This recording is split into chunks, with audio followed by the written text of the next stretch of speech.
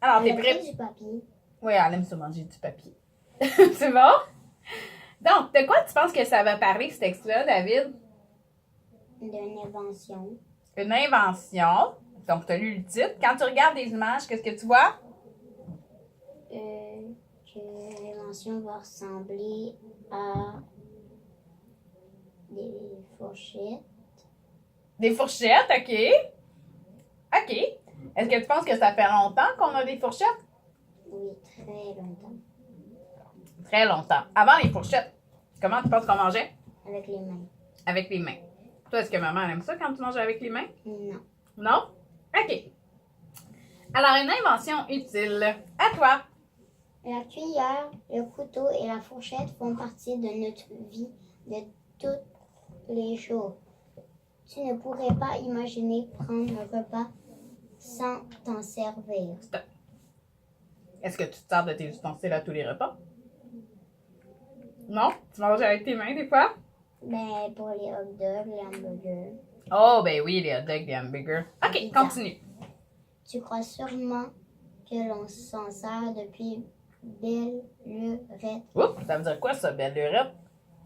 Depuis des années. Oui, depuis des années. Là, tu as pris la stratégie enlever le mot, puis remplacer par un autre mot qui fait du sens. Bravo, depuis belle lurette, mais... Depuis plusieurs années, mais tu te trompes. La fourchette, par exemple, a été inventée il y a environ 1000 ans. Stop. Il y a 1000 ans, ça fait-tu longtemps? Très longtemps. Très longtemps, hein? Maman, elle a quel âge? Elle a 45 ans, 43. Donc, dans 1000 ans, il y a beaucoup de mamans, hein? OK.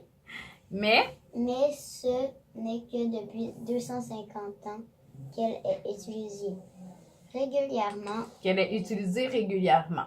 Point après régulièrement. En Donc, effet, là, je t'arrête. 250 ans. Mettons, maman, on va arrondir à 50 ans. Combien de fois 50 rentre dans 250? 5 fois. Hey, t'es donc bien bon en maths, David! Oui. Fait que maman une fois, maman deux mamans. Donc, 5 mamans seulement. Depuis que il y a la fourchette. Donc, maman, ta grand-maman, la maman de ta grand-maman, la maman de ta grand-maman, la maman de la maman de ta grand-maman, puis la maman de ta maman de... Bon, bref, 5 fois, on mangeait avec les doigts. Ça fait pas si longtemps que ça. Tu comprends? Pensais-tu que ça faisait plus longtemps que ça qu'on utilisait la fourchette? Ben oui, hein? OK. Donc ici,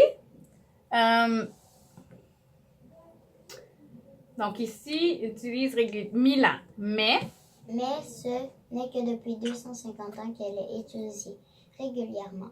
En effet, au tout début de son apparition, la de fourchette son apparition, c'est quoi le mot apparition d'après toi? apparut. Oui! Hein? Quelque chose qui apparaît. Donc, de son apparition, continue là. La fourchette n'était pas très à la mode. On préférait utiliser la bonne vieille méthode, les mains. Oui, il y a 250 ans, les gens mangeaient encore avec leurs mains. C'est en France qu'on tarda le plus à utiliser la fourchette. On trouvait l'objet ridicule et on s'en servait comme cure-dent. C'est quoi un cure-dent? C'est comme une affaire, un genre de pic bizarre. Un genre de pic bizarre, puis on fait quoi avec un cure-dent? Je sais pas. Tu sais pas? Non. Un cure-dent. Quel petit mot tu entends dans cure-dent? Dent. Dent. OK. Un cure-dent. Donc, c'est sûr qu'on fait quelque chose avec les dents. Il y a un petit pic. Qu'est-ce que tu penses que les gens font avec un cure-dent? Ils se grattent les dents. Ils se grattent les dents, oui. Ils se curent les dents. Donc, c'est un cure-dent, c'est pour ça. Là, ils servaient de la fourchette comme cure-dent. 3 dents à la fois. C'est bizarre, hein? OK, continue. Cherche le mot cure-dent. Est-ce que tu vois le mot cure-dent? Continue. Peu à peu, elle gagna de la popularité et lorsque la mode fut aux grandes colorettes, on Stop. C'est quoi le mot popularité d'après toi? Populaire. Être populaire, oui, lorsque la fourchette est devenue plus populaire. Puis aux grandes collerettes. C'est quoi des collerettes, d'après toi?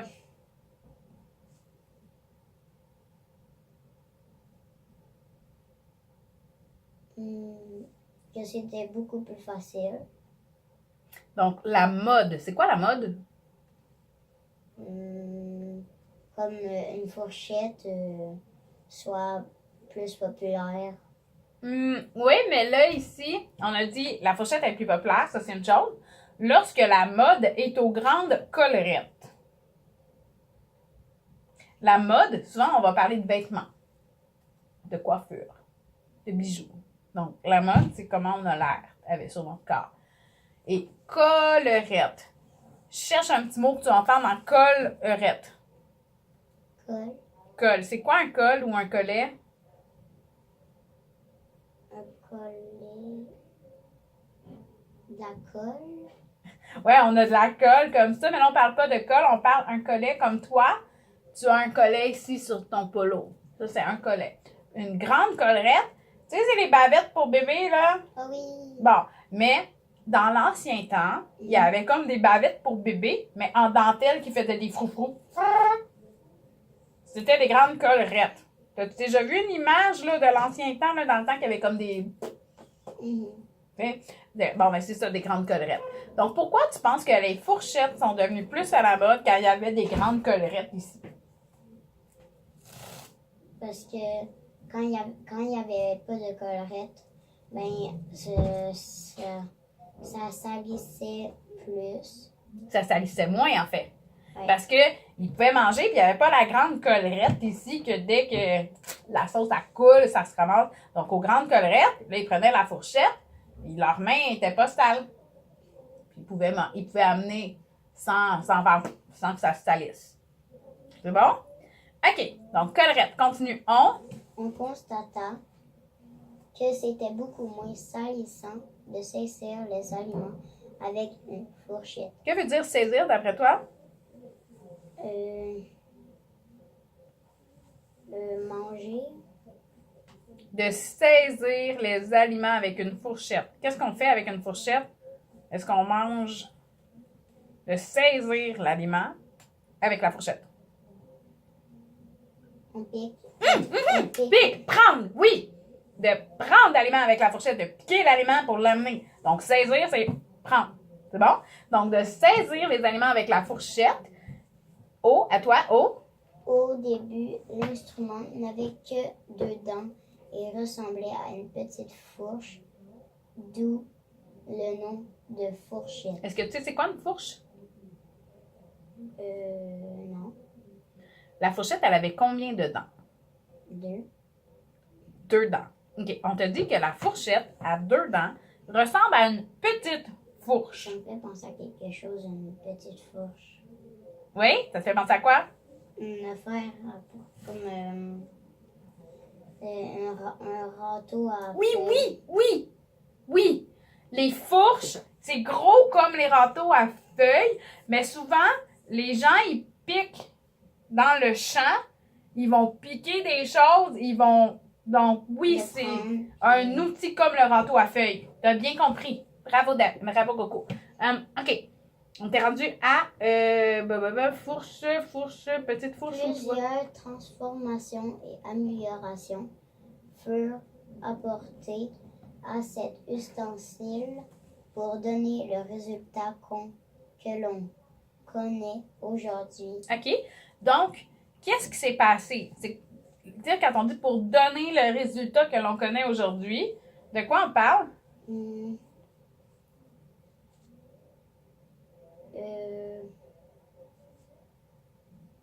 Pour donner la fourchette que tu vois là, est-ce que la première fourchette qu'ils ont inventée, elle ressemblait aux fourchettes qu'on a sur nos tables aujourd'hui?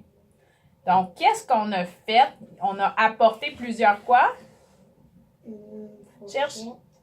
Plusieurs transformations et améliorations. Donc, qu'est-ce qu'on a fait avec la fourchette? On l'a amélioré, changé, transformé. C'est bon? OK. Aujourd'hui, il existe encore des gens qui ne mangent pas avec la fourchette. Les Chinois, évidemment, évidemment qu'il utilise les baguettes depuis longtemps. OK, stop. Est-ce que tu as déjà mangé avec des baguettes, toi? Oui, es-tu capable de les tenir pour prendre... Qu'est-ce que tu manges avec des baguettes? Des sushis. T'aimes-tu les sushis? Alors, c'est mon repas préféré.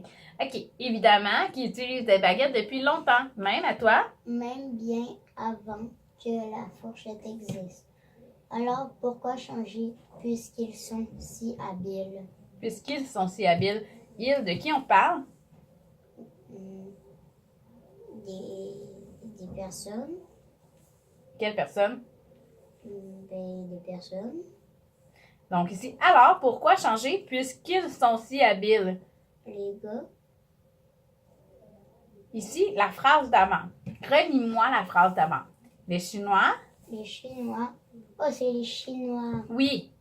Donc là, souvent, quand il y a des ils, des elles, celui-ci, celui-là, au cours d'une lecture, c'est ce qu'on appelle un mot de substitution. Donc, il faut poser la question de qui on parle. Pour nous, c'est évident, mais pour les enfants, c'est pas évident de comprendre que, on parle des Chinois. On parle de ce qu'on a vu dans la phrase avant.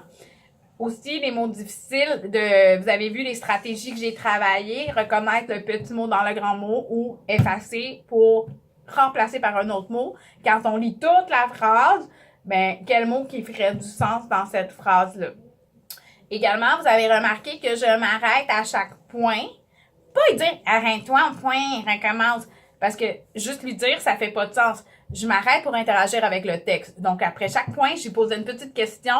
Oui, pour rendre le texte plus vivant, mais pour comprendre qu'on venait de compléter une idée. Donc là, je discutais de cette idée-là pour repartir. Donc, quand vous travaillez avec votre coco, c'est vraiment important de comprendre qu'il y a un point, une idée vient de terminer. Donc, on peut juste parler de l'idée, repartir l'autre phrase, stop, OK, on parle, on relie l'idée, l'autre point, stop, et discuter. Et ça rend le texte plus vivant. Donc, peu importe le texte qu'on travaille, que ce soit un livre, que ce soit un roman, un texte informatif, mais un sujet qu'il aime. Travailler comme ça. Parce que sa fluidité s'est améliorée, donc on n'a pas besoin de juste faire de la lecture répétée. Là. Ce que je viens de faire comme ça, vous le faites à peut-être 15 minutes par jour avant le dodo, avec un livre, avec des belles images. C'est important de poser des questions. Qu'est-ce que tu vois? De quoi tu penses que ça va parler? Comme j'ai fait. Là. Donc, regardez cette vidéo-là, copiez-moi, puis ça va être super efficace.